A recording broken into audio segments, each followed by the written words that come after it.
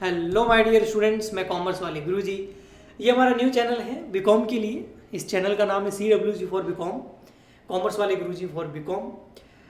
तो बीकॉम के अंदर फर्स्ट ईयर के अंदर एक सब्जेक्ट होता है फाइनेंशियल अकाउंटिंग, जिसको हिंदी में वित्तीय लेखांकन बोलते हैं। उसके अंदर चैप्टर नंबर फर्स्ट को आज हम इस लेक्चर के अंदर स्टार्ट करने वाले हैं। ये लेक्चर आप पूरा एंड तक देखना। इसके अंदर चैप्टर नंबर फर्स्ट से रिलेटेड तो आप सीखेंगे ही, इसके अलावा ऑनलाइन क्लासेस के बारे में भी काफ़ी सारी इन्फॉर्मेशन मैं आपको एंड में दूंगा। चैप्टर नंबर फर्स्ट जो है फाइनेंशियल अकाउंटिंग का, वो फाइनेंशियल अकाउंटिंग के इंट्रोडक्शन को बताता है कि फाइनेंशियल अकाउंटिंग क्या होता है, इसकी हिस्ट्री क्या है, इसका स्कोप क्या है, इसके ऑब्जेक्टिव्स क्या है, इसकी डेफिनेशंस क्या है, उस बारे में ये बताता है। हिंदी वाले स्टूडेंट्स भी ज्वाइन कर सकते हैं, क्योंकि अकाउंटेंसी में हिंदी इंग्लिश का इतना लफड़ा नहीं होता है, क्योंकि प्रैक्टिकल सब्जेक्ट है। ठीक है, इस चैप्टर नंबर फर्स्ट में थोड़ी बहुत थ्योरी भी है। सबसे पहले बात कर लेते हैं चैप्टर फर्स्ट के अंदर हम इंट्रोडक्शन टू अकाउंटिंग। भाई अकाउंटिंग है क्या? तो मीनिंग ऑफ अकाउंटिंग जब हम पढ़ते हैं तो हमारे सामने आता है AICPA, अमेरिकन इंस्टीट्यूट, है ना, certified public accountant, American institute of certified public accountant. ये AICPA की फुल फॉर्म है। क्या है? American institute of certified public accountant. ठीक है, तो ये क्या है? ये इसकी जो है फुल फॉर्म है। तो इस AICPA नाम के इंस्टीट्यूट ने, जो अमेरिका का है, उसने बहुत ही अच्छी डेफिनेशन दी है अकाउंटिंग की, कि अकाउंटिंग है क्या। तो आइए उसको पढ़ते हैं। देखो, तो उन्होंने बोला accounting is the art, as a art. सबसे पहले अकाउंटिंग एक आर्ट है। किस चीज़ का?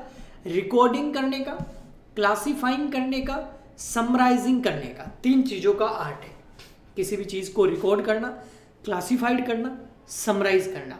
पहले रिकॉर्ड करना, फिर क्लासीफाई करना, भाई कौन सी चीज़ कौन से डिपार्टमेंट में या कहाँ जाएगी।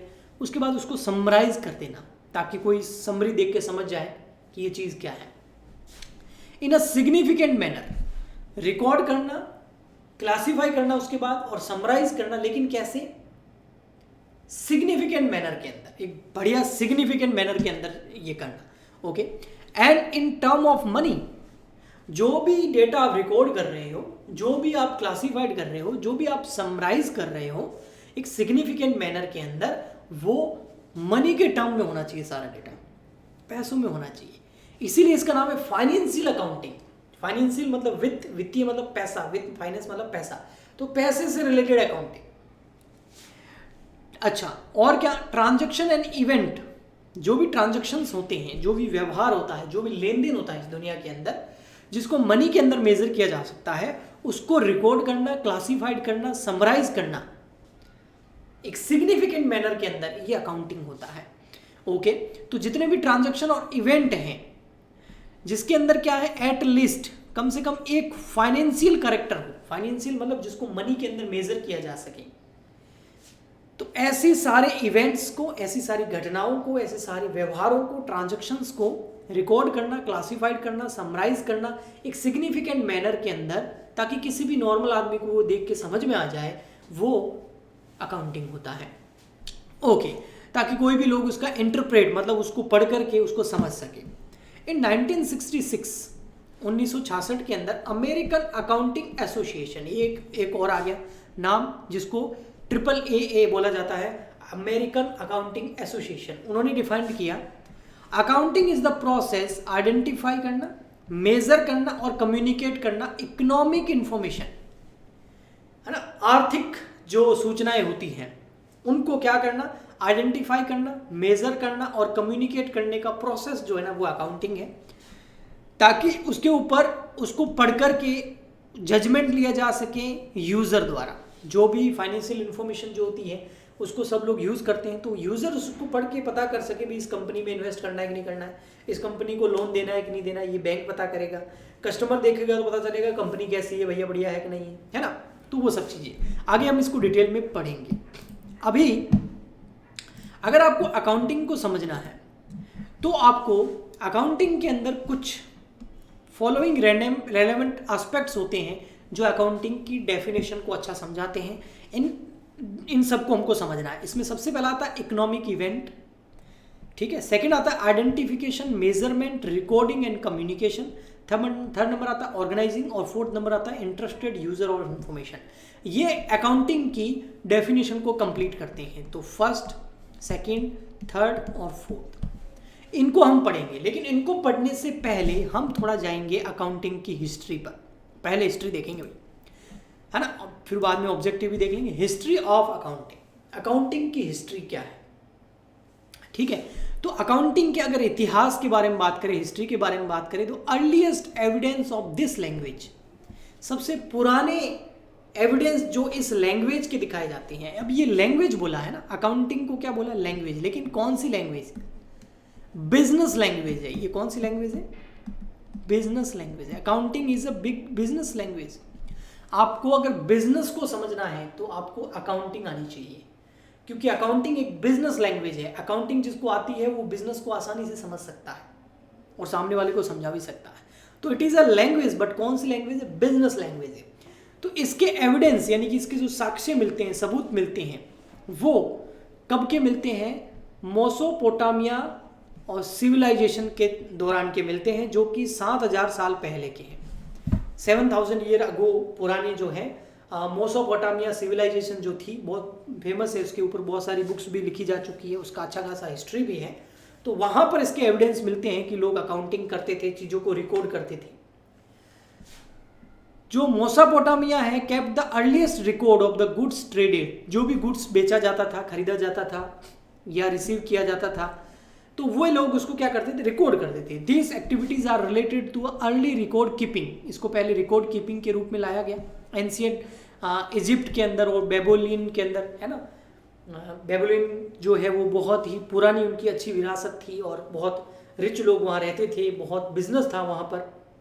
तो बेबोलियनियंस के अंदर जो है यहाँ पर अकाउंटिंग के एविडेंस मिलते हैं। उसके बाद बात करें मेसोपोटामियाज के अंदर जो है अकाउंटिंग के मेथड और रिकॉर्ड कैसे करना है किसी भी डेटा को, है ना, इनके सारे ट्रांजैक्शंस जो है वो देखने को मिलते थे।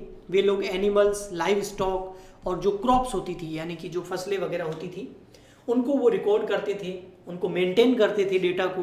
तो उससे रिलेटेड एविडेंस मिलते हैं इन सिविलाइजेशंस के अंदर, मेसोपोटामिया सिविलाइजेशन के अंदर मिलते हैं और बेबोलिन और इजिप्ट के अंदर भी इसके एविडेंस मिलते हैं। फिर बात करते हैं हमारे इंडिया की। तो इंडिया के अंदर हमारे एक फिलोसोफर हुए जिनका नाम था चाणक्य। तो चाणक्य ने जो है अर्थशास्त्र लिखा था। उस अर्थशास्त्र के अंदर जो है एविडेंस मिलते हैं कि अकाउंटिंग की जाती थी, है ना। जो भी स्टेट होती थी, है ना, स्टेट मतलब राज्य जो होते थे उस टाइम में, जब चाणक्य थे तो चाणक्य जितने भी राज्य थे उनको उन्होंने स्टेट को निर्देश दे रखा था कि आप लोग जो है अपनी अकाउंटिंग मेंटेन करो, कि कैसे चीज़ें रिकॉर्ड करनी है, कैसे हिसाब किताब रखना है। तो अर्थशास्त्र के अंदर, अर्थशास्त्र जो उन्होंने चाणक्य ने लिखा था अर्थशास्त्र, तो अर्थशास्त्र के अंदर एविडेंस मिलते हैं अकाउंटिंग के। मौर्य एम्पायर के दौरान ये हुआ था, है ना, और ये 2nd BC के अंदर हुआ था और इसमें बताया हुआ था कैसे रिकॉर्ड मेंटेन करने हैं, अकाउंट्स के जो रिकॉर्ड्स हैं यानी कि लेखे हैं उनको कैसे मेंटेन करना है, रख रखाव कैसे करना है उसका, वो अर्थशास्त्र नाम की बुक के अंदर चाणक्य ने बताए थे, जो कि एक इकोनॉमिक्स फिलोसोफर थे। उसके बाद अगर मॉडर्न अकाउंटिंग सिस्टम की बात करें तो आपको एक वर्ड दिख गया होगा, डबल एंट्री सिस्टम, है ना, जिसको हम डेबिट और क्रेडिट बोलते हैं। बट अकाउंटिंग डेबिट और क्रेडिट से कहीं ज़्यादा है। अकाउंटिंग को ओनली अगर कोई भी डेबिट या क्रेडिट समझता है तो वो बेवकूफ़ है। Accounting is the more than debit and credit. Only debit credit accountancy नहीं होता है, क्योंकि accountancy is a business language. Okay, तो वो डबल एंट्री सिस्टम जो उन्होंने बताया था कि कोई भी ट्रांजेक्शन होता है तो 2 पार्टी इफेक्ट होती है, 2 पार्टी जो है प्रभावित होती है, 2 पक्ष प्रभावित होते हैं, है ना। लेन देन जब भी हम करते हैं तो 2 पक्ष ही होंगे ना प्रभावित, तो वही तो डबल एंट्री उन्होंने बताया था। तो वो डबल एंट्री अकाउंटिंग सिस्टम जो है वो बताया था एक इटालियन मॉन्क थे जिनका नाम था लुका पैसियोली। तो लुका पैसियोली के ऊपर बहुत सारे क्वेश्चंस भी पूछे जाते हैं। तो लुका पैसियोली ने जो है अकाउंटिंग डबल एंट्री सिस्टम या जो मॉडर्न हमारा सिस्टम है उसका वहाँ से जो इनोवेशन हो गया था। तो लुका पैसियोली जो थे वो एक मैथमेटिशियन थे, सबसे पहले तो बता दूं मैं आपको। लेकिन मैथमेटिशियन थे ना, इसीलिए उन्होंने क्या कहा कि मैथमेटिक्स के अंदर क्या होती है, इक्वेशन जो होती है ना उसमें 2 पक्ष होते हैं, 2 पार्टीज होती है जो, है ना, एक्स और वाई, आपने देखा होगा इक्वेशन में दो चीज़ें होती है जो पैरेलल चलती हैं। तो बस वो मैथमेटिशियन थे, गणितज्ञ थे, तो उन्होंने बोला भाई अकाउंटिंग के अंदर भी दो पक्ष होने चाहिए, है ना, दो पार्टी जो है साथ में चलती है, डेबिट और क्रेडिट। बाद में उन्होंने डेबेरे और क्रेडेरे नाम बताया था, बाद में डेबिट और क्रेडिट तो इसको इंग्लिश में कर दिया गया, उन्होंने बताया था डेबेरे एंड क्रेडेरे नाम से उन्होंने दो चीज़ें बताई कि एक डेबेरे एक क्रेडेरे।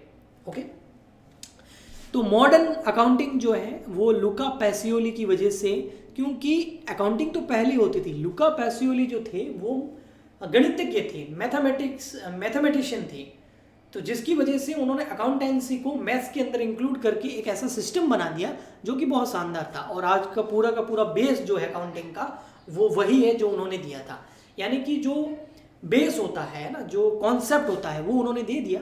फिर धीरे धीरे अकाउंटिंग और ज़्यादा वाइडर होने लग गई, बहुत सारे प्रिंसिपल, रूल्स, रेगुलेशन बनते गए और अभी भी बनते जा रहे हैं।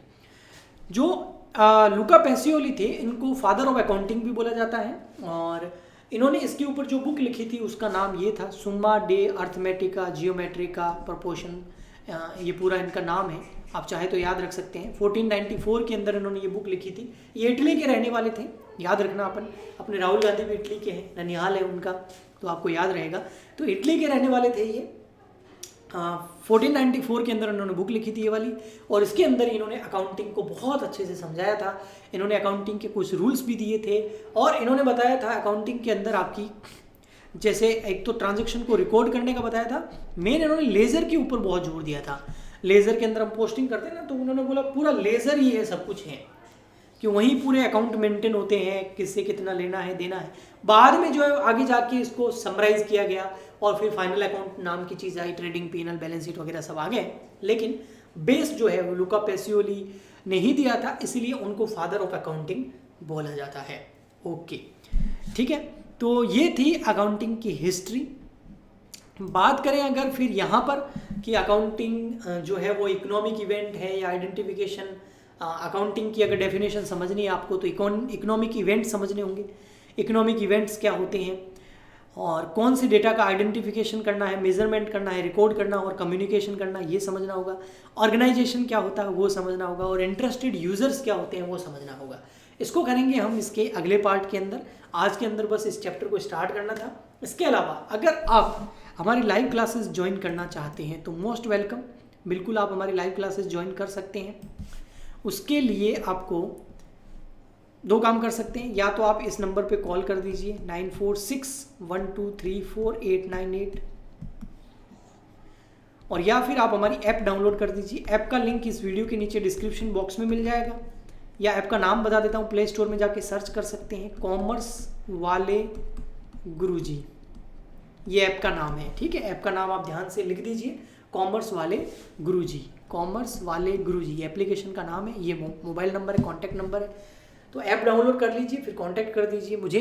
तो अगर आप लाइव पढ़ना चाहते हैं तो आप बिल्कुल हमारी ऐप पे आ सकते हैं। बाकी ये चैनल सब्सक्राइब कर दीजिए, आपकी हेल्प के लिए इस पे भी वीडियो आते रहेंगे। हम मिलते हैं नेक्स्ट वीडियो में, आज के लिए इतना ही। Goodbye and thank you.